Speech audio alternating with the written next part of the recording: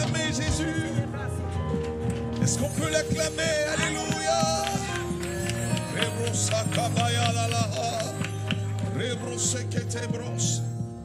Alléluia. Amen. Le thème du mois, c'est enraciné et fondé en Jésus-Christ. Enraciné et fondé en Jésus-Christ. Je voudrais qu'on affiche la première illustration. Alléluia. Comment être enraciné et fondé en Jésus-Christ. Nous avons une pensée pieuse pour le Maroc, ce pays qui est frappé depuis hier par un séisme violent qui a fait près de 1000 morts au Maroc et qui remet également sur le feu de l'actualité la question de la fondation des bâtiments et des maisons que nous établissons. Une défaillance structurelle dans un bâtiment, c'est-à-dire si la structure du bâtiment n'est pas solide, le bâtiment peut s'effondrer. Et on l'a vu, beaucoup de bâtiments se sont effondrés. Et on a vu des villes entières qui se sont quasiment affaissées, les murs se sont affaissés, les bâtiments étaient complètement détruits. Et tout cela pose la question de la fondation et surtout de la qualité du matériel qui est utilisé pour pouvoir bâtir. Ce matin, beaucoup parmi vous sont dans la construction, d'autres aussi ont connu l'agriculture, dans la semence, d'autres ont des jardins qu'ils entretiennent, vont pouvoir comprendre pourquoi il est important d'être fondé en Christ.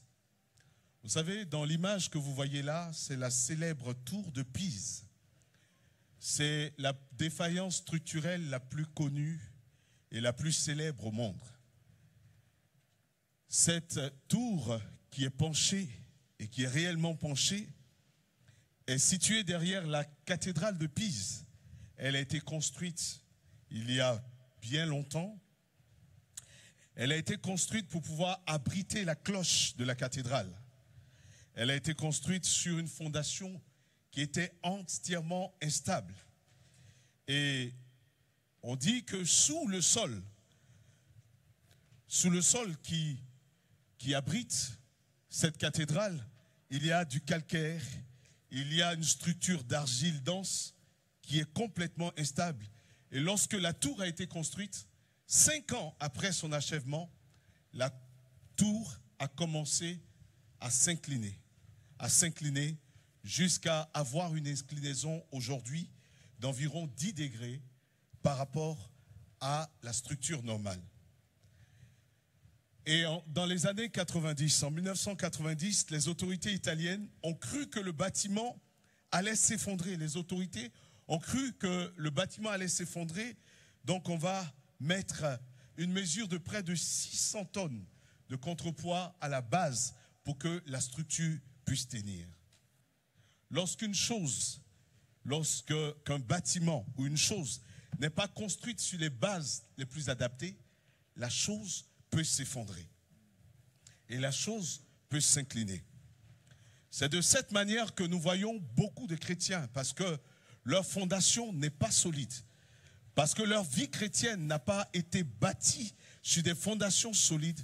Beaucoup marchent inclinés, beaucoup ont une marche défaillante avec le Seigneur. Et nous voulons retourner aux fondations. Nous croyons que Jésus-Christ est capable de relever des fondations antiques. Il est capable de rétablir les fondations pour que nous puissions marcher d'une manière digne de l'Évangile et digne de la vocation à laquelle nous avons été appelés. Mes frères, mes sœurs, c'est important aujourd'hui, plus que jamais, de savoir sur quoi nous sommes fondés. Parce que la tentation et la séduction sera encore plus forte que ce que nous avons connu par le passé. Il sera difficile, la Bible même dit que si Dieu n'avait pas abrégé la fin des temps, les événements de la tribulation et de ce que le monde connaîtra, beaucoup d'élus auraient été déstabilisés par la séduction qui entre dans ce monde. Nous avons une forte séduction qui est entrée dans le monde et nous avons besoin d'être fondés sur Christ. Si tu n'es pas enraciné en Christ, tu n'es pas fondé en Christ, dans ces derniers temps, tu risques de perdre pied. Et c'est pourquoi nous allons, pendant tout ce temps-là, étudier le livre des Colossiens, l'épître de Paul, la lettre de Paul aux Colossiens, d'où est tiré notre passage de base ce matin. Je voudrais sans plus tarder nous inviter à prendre nos Bibles dans Colossiens chapitre 2, verset 1 au verset 8. Nous allons étudier en détail le livre de Colossiens. C'est une introduction aujourd'hui. Nous allons commencer par planter le décor. Vous allez voir pourquoi l'apôtre Paul utilise ces expressions. Il parle de fondation, il parle de racine. Pourquoi il utilise ces deux expressions? Nous allons l'étudier ensemble, les étudier ensemble. Amen. Colossiens chapitre 2, verset 1 au verset 8. Je voudrais que par respect pour la parole de Dieu, si on peut se tenir debout pour lire ensemble, par respect et honneur à la parole, nous allons nous tenir debout, par respect pour la parole, et lire ces passages ensemble. Colossiens chapitre 2. Je veux en effet que, c'est l'apôtre Paul qui parle, je veux en effet que vous sachiez combien est grand le combat que je soutiens pour vous, pour ceux qui sont à Laodicée et pour tous ceux qui n'ont pas vu mon visage en chair, afin qu'ils aient le cœur rempli de consolation et qu'ils soient unis dans l'amour et enrichis d'une pleine intelligence pour connaître le mystère de Dieu, savoir Christ. Verset 3, mystère dans lequel sont cachés tous les trésors de la sagesse et de la science. Je dis cela afin que personne ne vous trompe par des discours séduisants, car si je suis absent de corps, je suis avec vous en esprit, voyant avec joie le bon ordre qui règne parmi vous et la fermeté de votre foi en Christ. Ainsi donc, comme vous avez reçu le Seigneur Jésus-Christ, marchez en lui, étant enracinés, fondés en lui, affermis par la foi, d'après les instructions qui vous ont été données, et abondez en actions de grâce. Prenez garde que personne ne fasse de vous sa proie par la philosophie, par les vaines tromperies, s'appuyant sur la tradition des hommes, sur des rudiments du monde, non sur Christ. Car en lui, je compléterai, car en lui habite corporellement toute la plénitude de la divinité. Amen. Amen. C'est un passage très puissant. Je voudrais d'abord, dans cette introduction, nous allons parler, le thème que nous allons aborder, le sous-thème que nous allons aborder, c'est la nécessité, pourquoi il est nécessaire d'être enraciné. Pourquoi il est nécessaire d'être enraciné et fondé en Christ. Je voudrais parler du contexte dans lequel l'apôtre Paul a écrit la lettre aux Colossiens. D'abord, la lettre aux Colossiens a été écrite à Rome par l'apôtre Paul. Il était emprisonné à Rome et c'est à ce moment-là qu'il va écrire la lettre aux Colossiens. Et on lit cet événement dans Actes chapitre 28, verset 30. L'apôtre Paul était en prison et on estime que c'est lors de ces 2 années de captivité, de prison, que l'apôtre Paul va écrire cette lettre. Et c'est à la même période également, environ à l'an 60 après Jésus-Christ, l'an 60 de notre ère, que l'apôtre Paul va écrire la même lettre, la lettre aux Éphésiens et la lettre à Philémon. Ces 2 lettres qu'il a écrites en même temps et qu'il va confier à Tychik. Amen. On a un Tychik ici. Amen. Qu'il va confier à Tychik, qui va ramener la lettre. Et les Colossiens vont recevoir la lettre de la main de Tychik. Et cette lettre que nous allons décortiquer tout au long de ce mois. Et qu'est-ce que nous allons parler un peu de la ville de Colosse.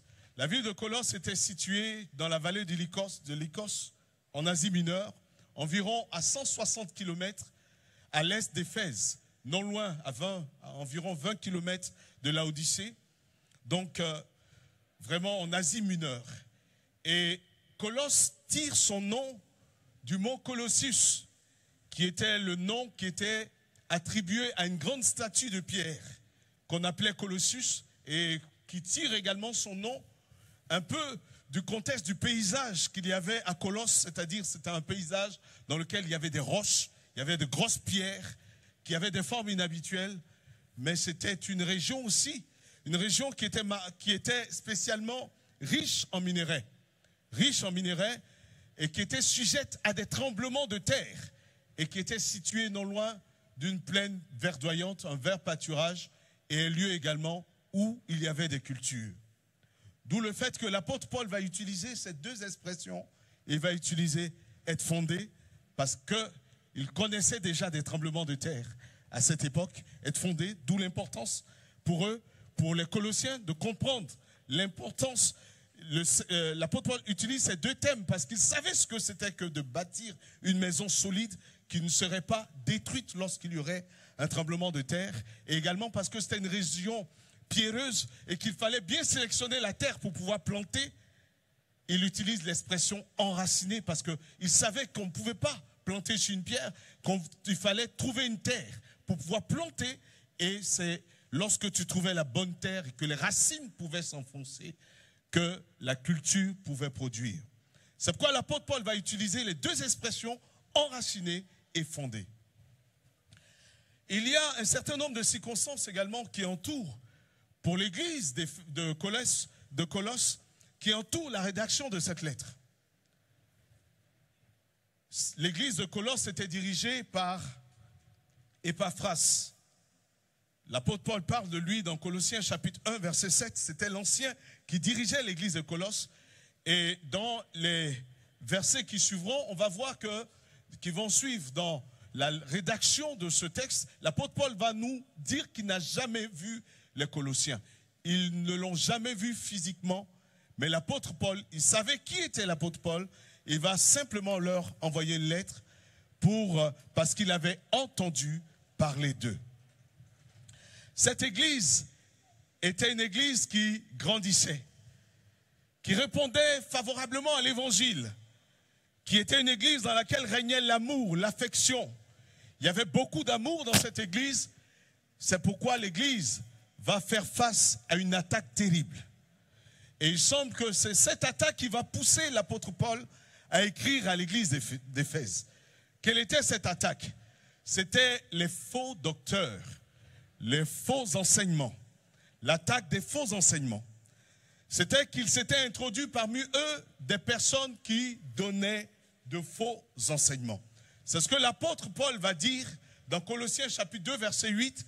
Il va dire, prenez garde que vous ne soyez pas la proie.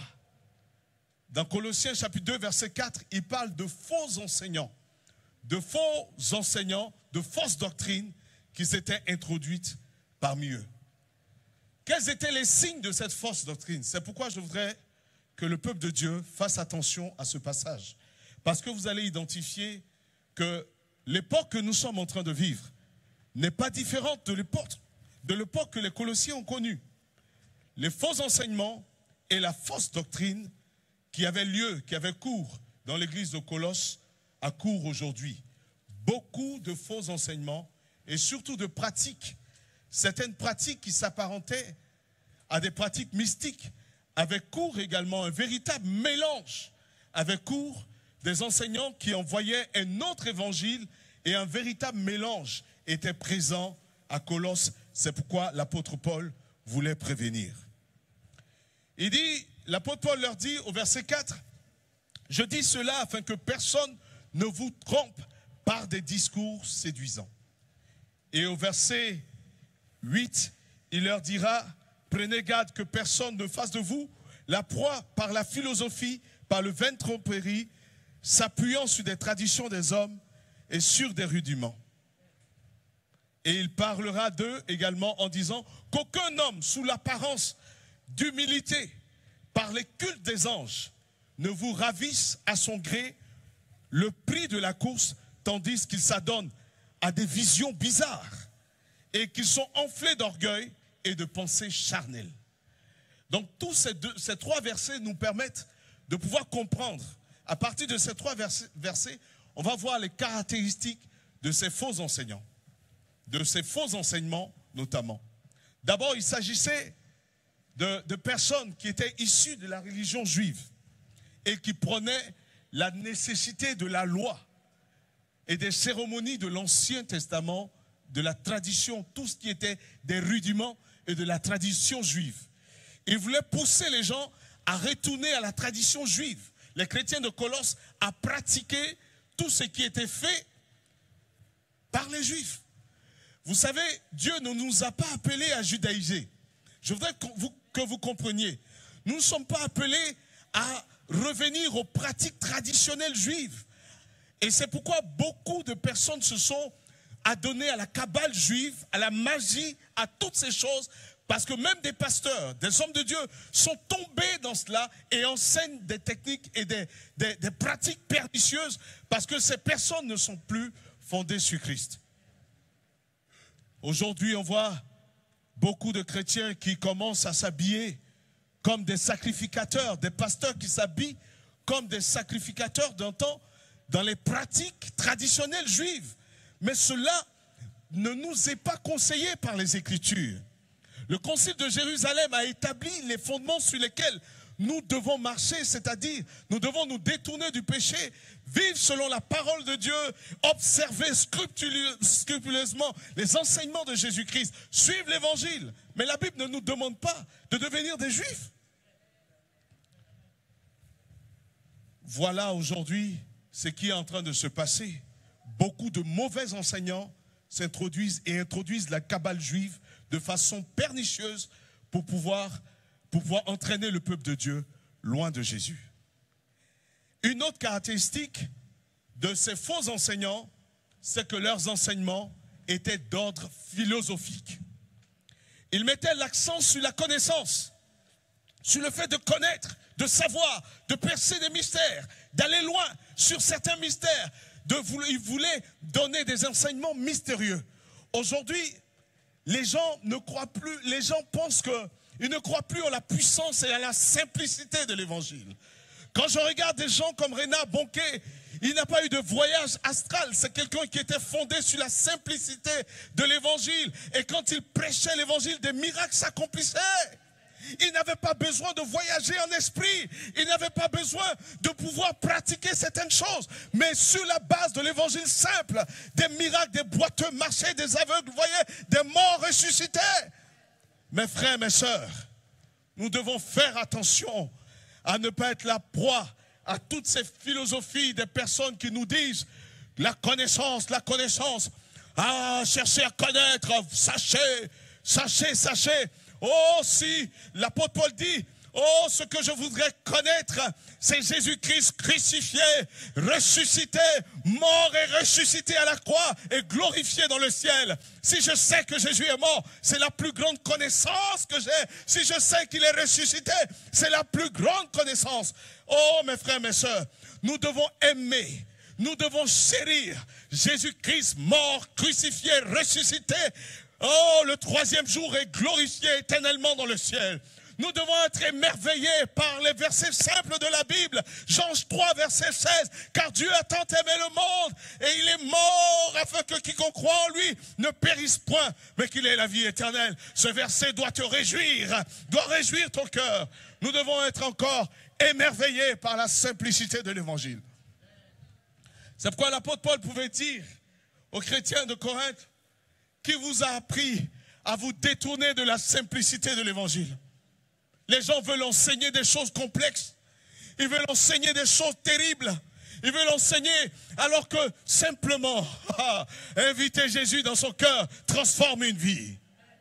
Donner sa vie à Christ transforme une vie. Je ne dis pas de ne pas aller loin dans l'enseignement, de ne pas aller loin, de ne pas rechercher la connaissance de Jésus-Christ, mais c'est la connaissance de Jésus qu'il faut rechercher. Chercher à connaître Christ, c'est ça, la vie éternelle. Il y avait une troisième caractéristique, celle qu'il prônait l'adoration des anges. C'est ce qu'on voit dans Colossiens chapitre 2, verset 8. Ils étaient dans l'église de Corinthe et ils disaient aux gens, adorez les anges.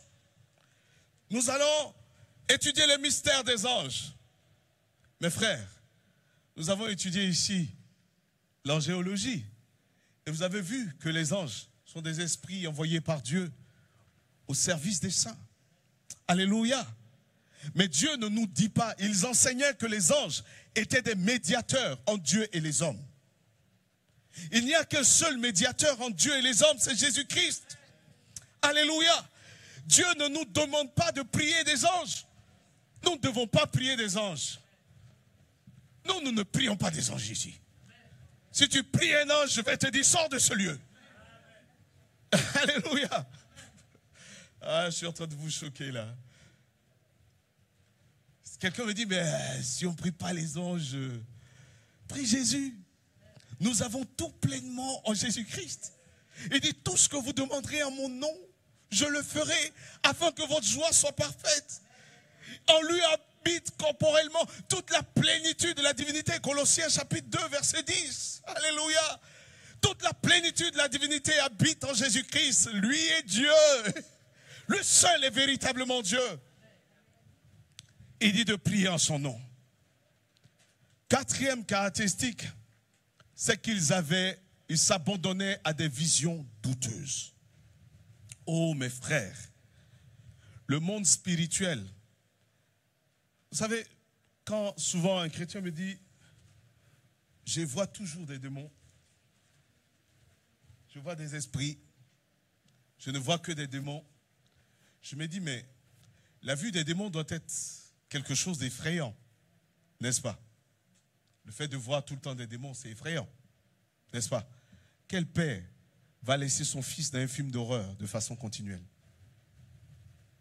Quel père va laisser son fils voir l'horreur tout le temps et ne pas voir sa gloire? Ces gens s'abandonnaient à des visions bizarres. Des visions bizarres et des pratiques spirituelles bizarres. Dieu donne des visions encore. Dieu donne de voir sa gloire. Dieu donne de voir sa puissance. Exceptionnellement, Dieu peut dans le combat spirituel, Dieu peut te donner de voir des démons. Mais si tu vois des démons tout le temps, c'est problématique. Excuse-moi, je vais te choquer. Tu pensais que c'était spirituel, mais c'est problématique. C'est un problème. Combien de fois tu as vu la gloire de Dieu? Combien de fois tu as senti la présence de Dieu? Alléluia. Amen. Et qui vous dit qu'on a besoin forcément de voir? Croire du fond du cœur, c'est ce qui a de l'importance. Croire. Oh, même si mes yeux n'ont pas vu Christ, mon cœur le voit continuellement chaque matin. Dans mes prières, je vois Christ dans mon cœur. Alléluia. Mon cœur sent sa présence. Oh, lorsque je prie, je sais qu'il m'écoute. Et par la foi, je sais qu'il est avec moi. Amen. C'est ce que Dieu attend de nous. Et puis, il favorisait une élite. C'est-à-dire, il y avait un groupe qui était considéré comme les super, les grands. Et donc, eux, quand ils marchaient, on les regardait ici. C'est Jésus qui est grand. Amen. C'est Jésus qui est roi. Celui qui veut me considérer, il ne faut pas me mettre en danger avec le Seigneur. Il ne faut vraiment pas me chercher des problèmes. Je ne suis pas Dieu. Nous sommes tous venus chercher Dieu ici. Un pasteur, c'est juste un simple homme, comme toi et moi. Nous sommes simples. Il y a un seul qui mérite la louange et l'adoration. C'est Jésus-Christ de Nazareth. C'est lui seul qui a donné son sang pour toi et pour moi. On n'adore personne ici, mais nous adorons Christ. Nous aimons nos frères. Alléluia. Amen. Et c'est ce qui est important. Et enfin, sixième point, c'est que également, il régnait la divinité de Jésus-Christ. Il régnait la divinité de Jésus-Christ. Quelqu'un me disait, bon, ils vont m'excuser, hein, je vais citer leur nom, me disait, bon, moi, les témoins de Jéhovah, je les aime bien. Mais les témoins de Jéhovah ne reconnaissent pas la divinité de Jésus-Christ. Tu peux les avoir pour potes, mais si spirituellement tu t'assois avec eux, tu pêches. Tu pêches. Jésus-Christ est Dieu. C'est le fondement de notre foi. La Bible dit dans Colossiens chapitre 2, verset 9, en lui habite la plénitude de la divinité. C'est ce que l'apôtre Paul nous dit. Il est Dieu. Et eux refusaient. C'est pourquoi l'apôtre Paul va proclamer dans le chapitre 1, Colossiens chapitre 1, verset 15. Je voudrais qu'on le lise ensemble, verset 15 à 16. Regardez ce que dit, jusqu'au verset 17 même d'ailleurs. Regardez ce que dit l'apôtre Paul. Il dit, il est l'image du Dieu invisible, le premier-né de toute la création. Car en lui ont été créées toutes choses qui sont dans les cieux et sur la terre, les visibles, les invisibles, les trônes, les dignités, les dominations, les autorités. Tout a été créé par lui et pour lui. Il est avant toute chose et toute chose subsiste en lui. Il est la tête du corps de l'Église et il est le commencement, le premier-né d'entre les morts, afin d'être en tout le premier. Alléluia. Je veux qu'on retienne deux choses ici. La Bible dit qu'en lui, c'est par lui et pour lui que tout a été créé. Jésus-Christ est Dieu. Vous verrez de plus en plus de personnes se lever pour vous dire que Jésus était un simple homme. C'est une hérésie d'un caractère aberrant, tellement aberrant. Je disais à ma femme, plus je lis les Écritures, plus je m'approche de Dieu, plus je m'approche du Seigneur, plus pour moi qui suis scientifique de formation, plus je me rends compte que véritablement, dans Colossiens chapitre 1, versets 2 à 3, si on peut l'afficher, Colossiens chapitre 2, versets 1 à 3, plus je plus je m'approche de Dieu. Au verset 3 plutôt, verset 2 à 3, on va le lire. La Bible dit, afin que vos cœurs soient remplis de consolation et qu'ils soient unis dans l'amour et enrichis d'une pleine intelligence pour connaître le mystère de Dieu, savoir Christ, mystère dans lequel sont cachés les trésors de la sagesse et de la science. Les trésors de la sagesse.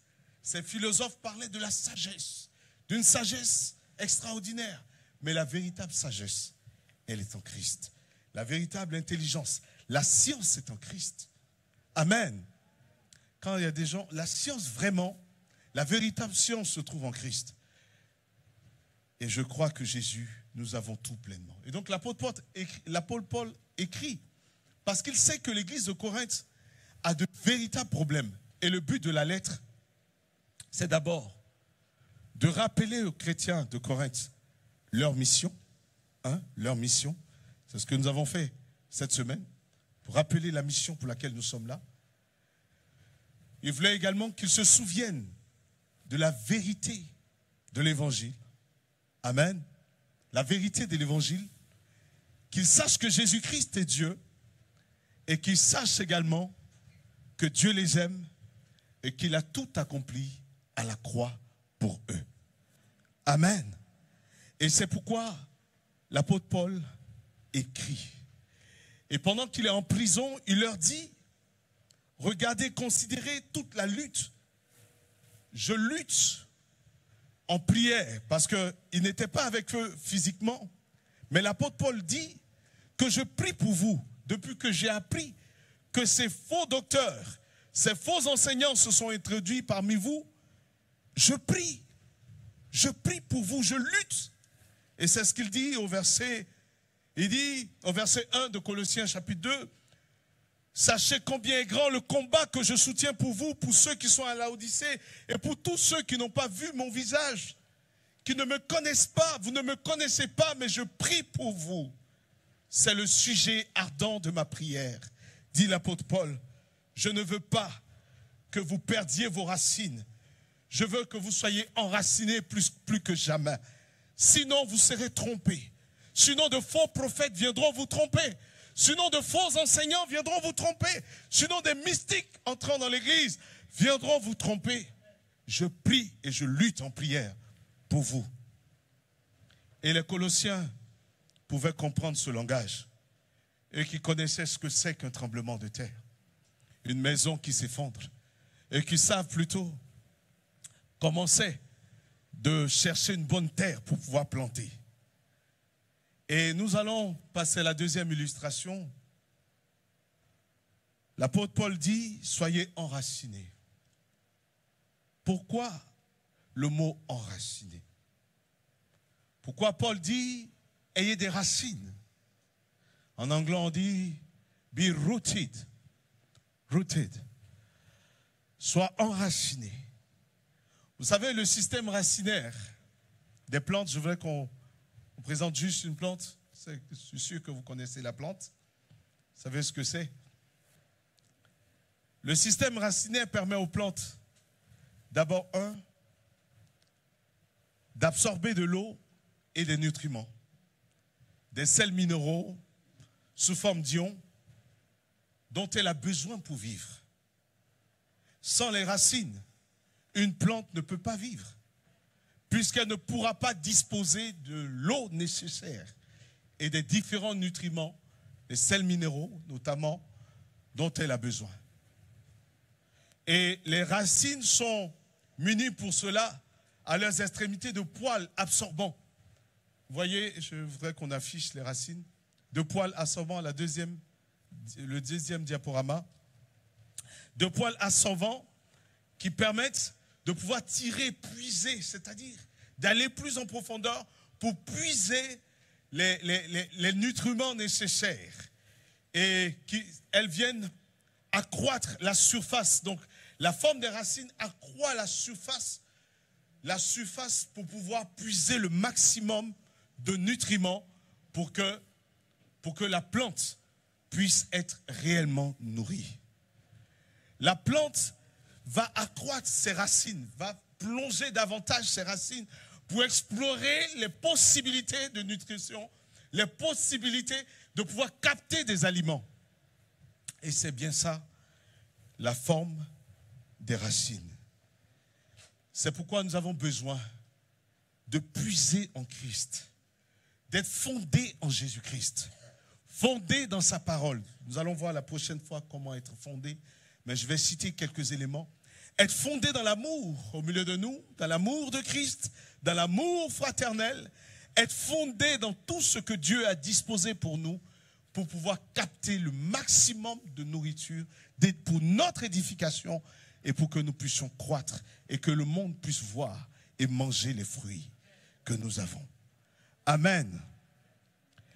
Les racines ont un autre rôle. Les racines sont aussi ancrées dans le sol pour pouvoir stabiliser, soutenir la plante. Sans racines, les plantes seraient entraînées par le vent, par l'eau du ruissellement et par bien d'autres éléments qui exercent une pression sur l'arbre. Sans racines, on est emporté. Nous avons besoin d'être enracinés parce que beaucoup seront emportés par des vents de doctrine qui vont paraître jolis. Vous savez, j'écoutais cette semaine, on était avec, je ne sais pas si vous le connaissez, ceux qui étudient les écoles bibliques, je participais à un événement et il y avait Henri Blocher, qui est un grand théologien, qui intervenait sur le fait que aujourd'hui, beaucoup de faux enseignements sont divulgués via Internet. Et c'est devenu encore plus grave. Mes frères, si on ne vous donne pas les racines ici, TikTok ne te donnera pas les racines. Facebook ne te donnera pas les racines. Il y a tellement de mauvais enseignants. Et parfois, ces enseignements sont tellement bien construits. J'ai écouté un homme, je dirais. Amen. Et cet homme-là était éloquent et d'une grande intelligence. Et il était en train de prêcher que Jésus n'est pas la seule voie, que le sacrifice de Jésus n'est pas le seul sacrifice, qu'on peut offrir des sacrifices, on peut encore offrir des animaux. Et il prenait les Écritures, il collait des versets par-ci, par-là. Si tu n'es pas fondé, tu entends ça. J'ai été inquiet. J'ai dit, mais si un chrétien tombe sur ça, comment est-ce qu'il va faire? Et je suis tombé la dernière fois sur un grand scientifique français à une émission qui disait « Est-ce que vous savez que Jésus n'a jamais existé ?» Il dit, mais écoutez, vous me parlez du christianisme, mais avant, Jésus n'a jamais existé. Et les preuves scientifiques démontrent que Jésus n'a pas existé. Quand j'ai entendu ça, mon cœur a bondi. Parce que c'était un homme d'influence scientifique. J'ai dit, mais si mon cœur a bondi, celui qui n'est pas armé qui entend ça, comment il va réagir? Alors que les preuves scientifiques existent, les preuves historiques existent de l'existence de Jésus, de son passage sur terre. Amen.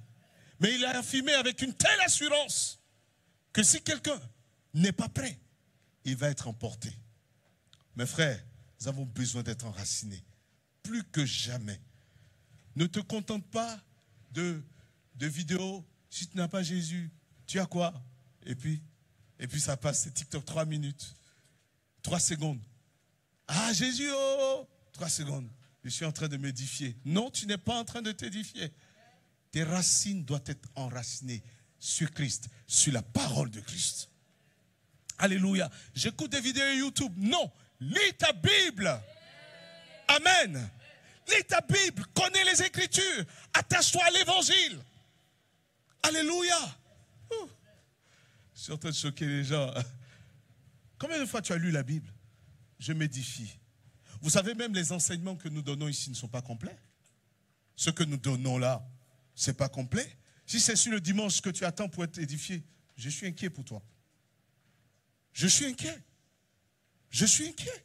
Combien de fois tu as ouvert la Bible? La Bible devient un instrument de décoration. On dépose comme ça. Et puis le dimanche, on se rend compte qu'il y a un peu de poussière dessus. On nettoie un peu. Et puis après, on dit bon, je prends la Bible, je prends mon portable, je prends ma Bible, je fais mon téléphone, je prends la Bible. Bon, je prends mon téléphone. Et là, la poussière s'augmente encore. Parce qu'on ne lit pas nos Bibles.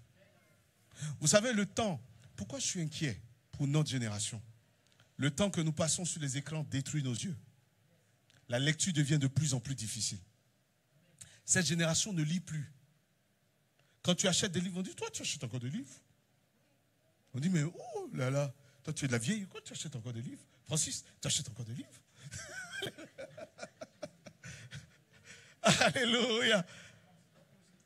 Amen. Amen. Cette génération n'aime pas lire, mais il faut lire.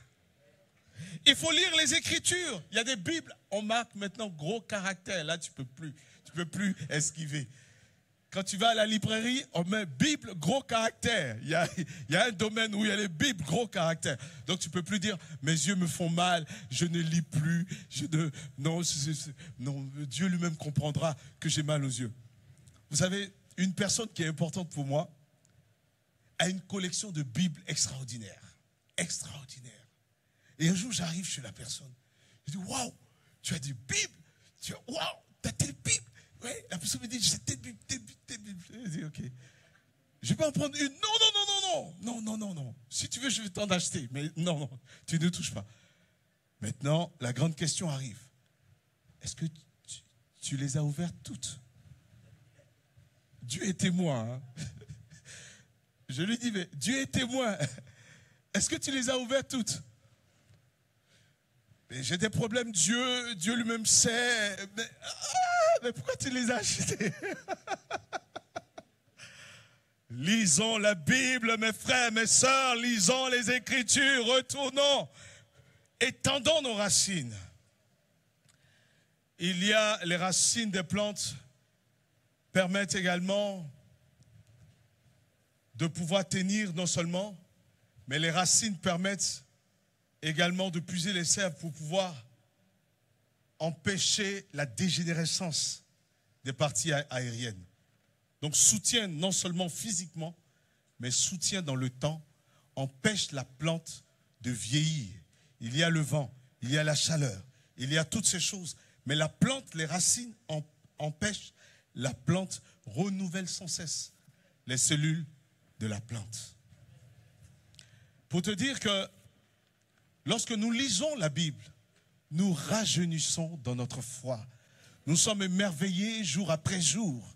Lorsque nous prions, nous passons du temps à l'église, dans la communion fraternelle, nous sommes renouvelés tout le temps parce que nous étendons nos racines.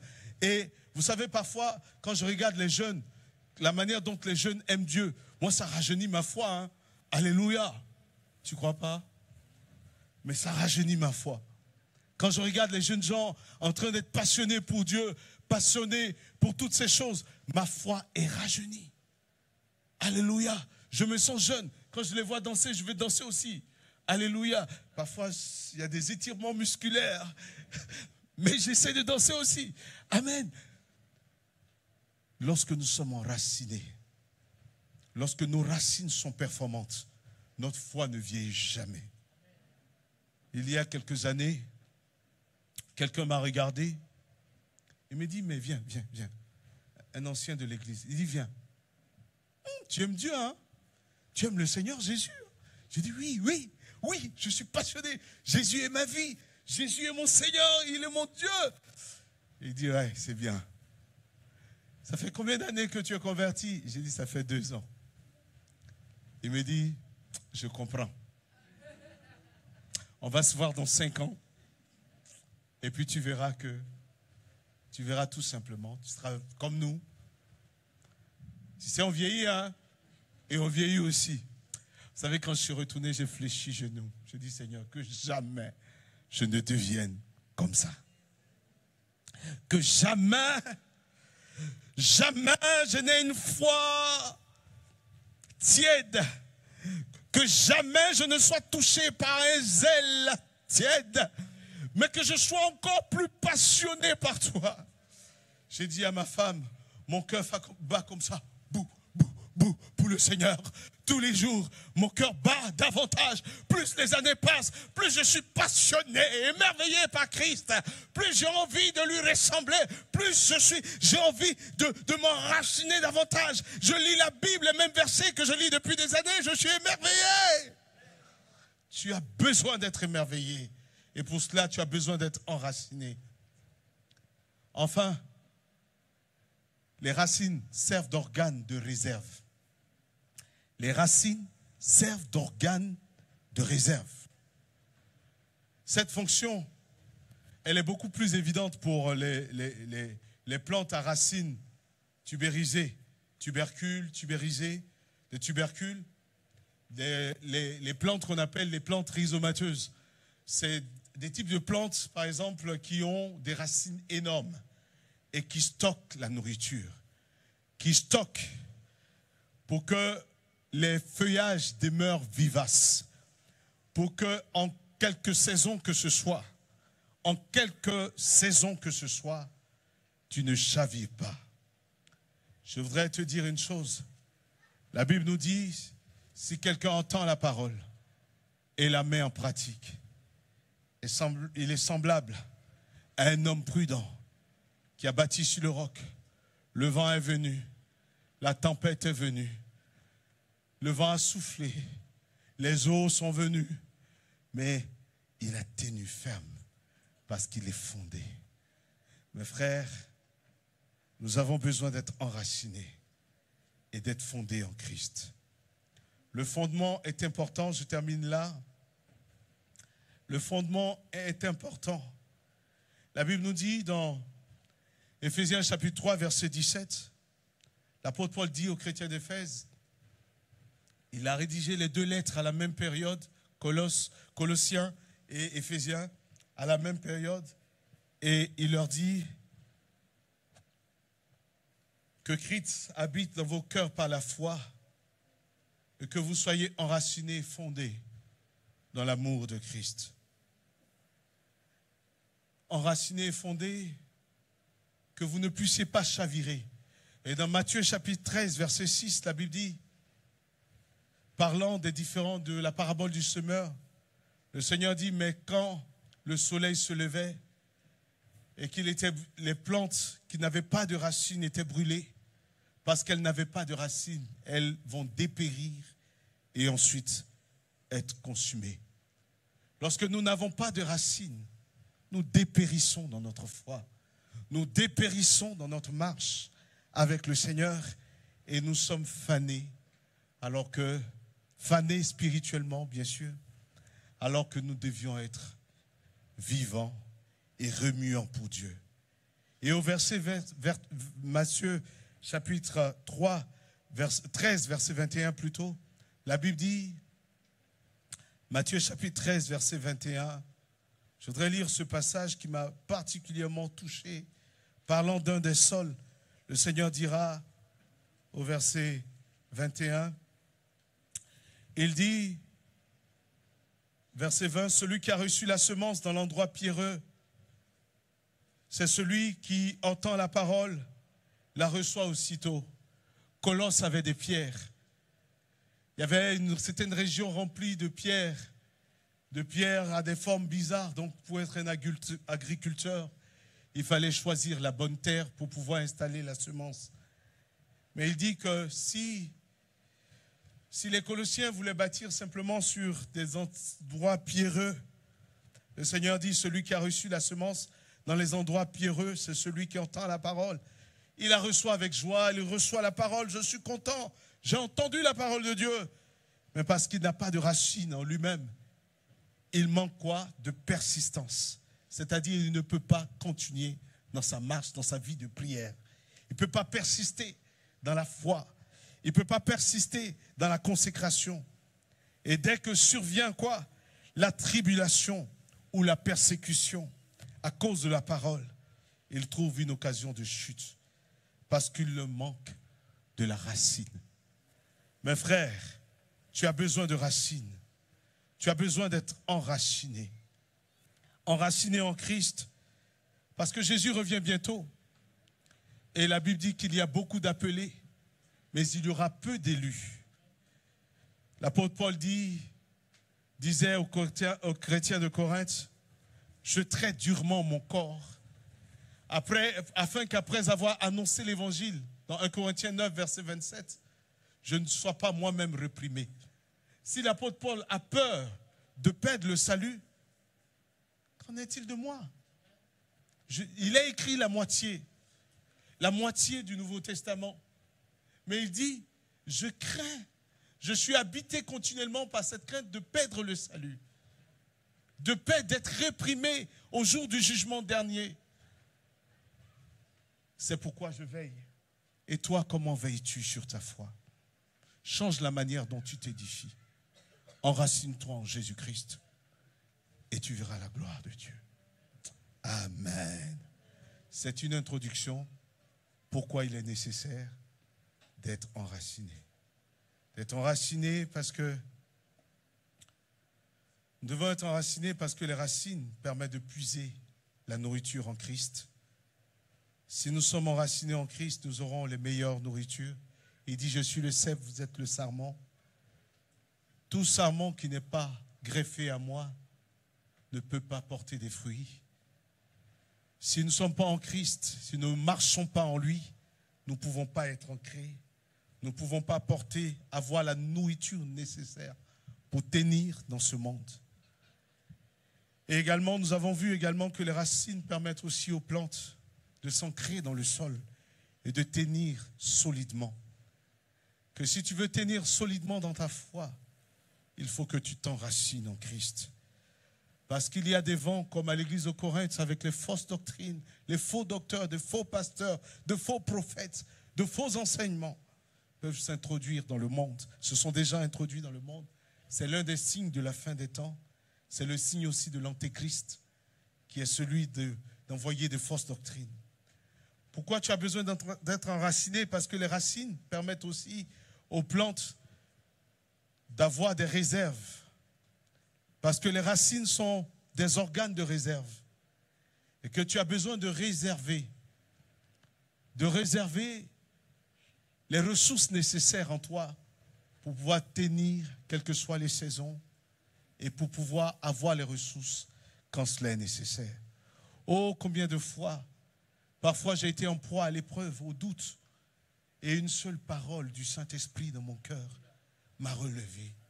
Il y a eu des moments, ça fait combien d'années je suis dans la foi, mais si la parole de Dieu ne m'était pas rappelée constamment par le Saint-Esprit, je ne serais même pas devant vous. Devant la tentation, devant la séduction, devant les épreuves. Seule la parole de Dieu nous aide à tenir. Soyez ancrés. Soyez ancrés en Jésus-Christ. Enracinés. C'est pourquoi emmagasinez dans vos racines. C'est pourquoi Dieu dira à Josué, dans Josué 1, verset 8, que ce livre de la loi ne s'éloigne pas de vous. Méditez la parole jour et nuit. Et c'est alors,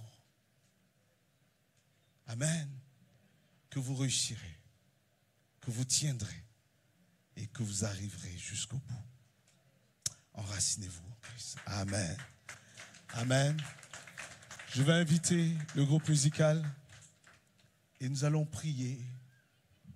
Nous dire au Seigneur que ce ne soit pas une thématique d'un mois, mais que ce soit une parole qui m'est rappelée tous les jours de ma vie. Que je me souvienne que sans Jésus, je ne suis rien. Vous savez, le vieil homme, l'apôtre Paul, tu as de l'amour aujourd'hui. Il savait que les chrétiens de Colosse avaient de l'amour, avaient de la foi, aimaient profondément le Seigneur, mais il savait que les épreuves devant allaient être terribles, difficiles. Dieu sait, la Bible dit, qui sait ce qu'un jour peut enfanter? Seul Dieu connaît ce jour. C'est pourquoi tu vas dire, Seigneur, je voudrais une chose,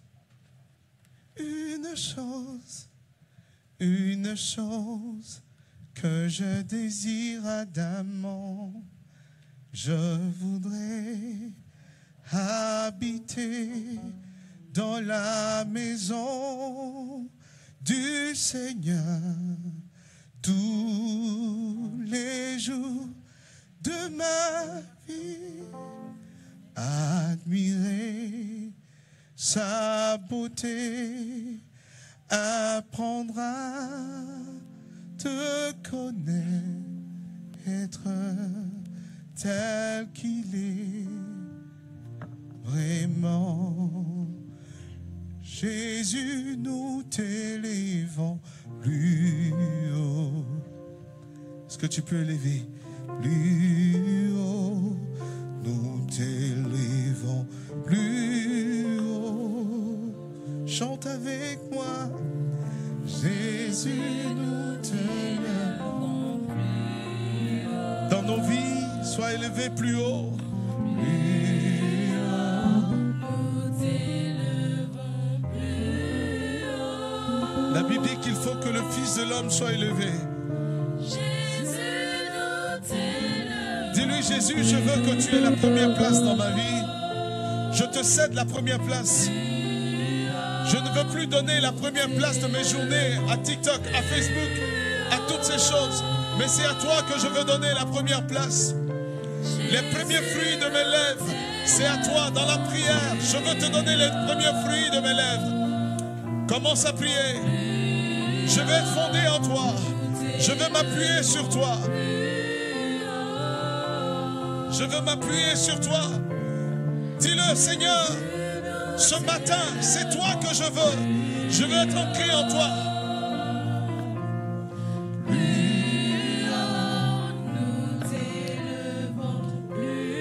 Ce matin, tu es là. Si la passion, tu as perdu la passion. Tu te sens fragile. Tu sens que tu n'as plus la même foi, la même passion pour Dieu. Je voudrais simplement que du lieu où tu es, tu lèves simplement ta main. Jésus a dit, parce que tu n'es ni chaud ni froid, je te vomirai. Il dit, parce que tu es tiède. Ta vie chrétienne est devenue tiède. Mais Jésus veut te relever. Lève simplement le bras. Il y a des mains qui sont en train d'être levées. C'est le temps que tu te lèves. C'est le temps de te lever à nouveau. Et de dire, Seigneur, je ne veux plus de cette vie chrétienne, je veux aller en profondeur. Commence à lui dire, Seigneur Jésus, je veux plus de toi. Je veux plus de toi. Crée la passion, crée la soif de toi, Seigneur. Je veux avoir soif de ta parole, soif de ta présence. Commence à prier dans ce sens. Commence à prier pendant que ta main est levée. Commence à prier dans ce sens. Je veux plus de toi. Plus de ton esprit. Plus de passion pour ta parole. Plus de passion pour ta présence. Plus de passion pour ta parole. Les Kobrosa Kabayat, Lokaba Kabayate, les Yandamahu Shekebros. Seigneur, plus de passion. Jésus, plus de toi. Plus de toi. Plus de toi. Tu sais ce qui vole ton temps. Renonce à des choses. Renonce à tout ce qui t'empêche d'adorer Dieu. Renonce. Commence à dire je renonce. Cite ce qui prend la place de Jésus dans ta vie. Dis je renonce. Je renonce. Prends la première place. Prends la première place. Dis Seigneur, prends la première place. Je renonce. Je renonce aux réseaux sociaux. Je renonce. Je vais diminuer le temps. C'est à toi que je vais accorder le premier. La plupart de mon temps. Prie, prie, prie, prie, prie. Sobra sakata. La cabrose telebosa. Dis Seigneur, je veux lire ta parole. Encore être passionné de toi. Continue, continue, encore être passionné de toi. Continue, c'est un temps de réveil. Continue à prier, continue. Continue. Le feu est en train de naître dans ton cœur. Le feu, il est en train de ranimer le feu. Il ranime la flamme. Jésus ranime la flamme dans ton cœur. La cabros et ténébros. Les cabras. Shadala monde de la rabros et ténébros. La cabras. Les cabras. La cabras. Chez les bos. Ma cabros et tolorobros et cada. Alléluia. Alléluia. Dis avec moi, Jésus, nous te donnons la première place. Que ton règne vienne dans nos vies. Que ta volonté surplante notre volonté. Que tes desseins supplantent nos projets. Au nom de Jésus-Christ, renouvelle, ranime en nous la passion de ta parole. Ranime en nous la passion de ta parole. La passion de la prière. Ranime en nous la passion du lieu secret. La passion du lieu secret. La passion de la prière. La passion, la passion. La passion, la passion. La passion. Renouvelle. Renouvelle. Ranime. Ranime. Ranime. Ranime.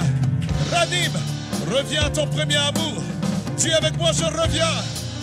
Je reviens à mon premier amour. À mon premier amour. J'ai confiance en toi, Jésus. Tu ne m'as pas rejeté. Tu m'accueilles à nouveau. Je suis là.